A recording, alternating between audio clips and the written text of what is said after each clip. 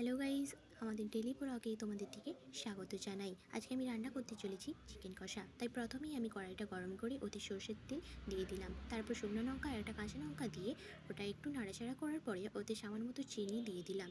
চিনিটা নেওয়ার পরে আমি ওতে টমেটোগুলো এক এক করে ভেজে নেব।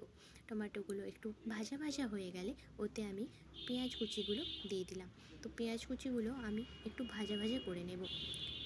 পেঁয়াজ কুচিগুলো আমি ভাজা ভাজা হয়ে গেলে ওতে আমি আদা বাটা আর রসুন বাটা দিয়ে দিলাম। ওটা আমি নাড়াচাড়া করে ভালো করে ভেজে নিলাম।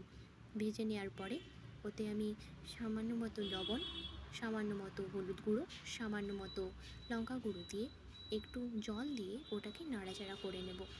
ওটা ভালো করে নাড়াচাড়া হয়ে গেলে তারপরে আমি দিয়ে দেবো চিকেনের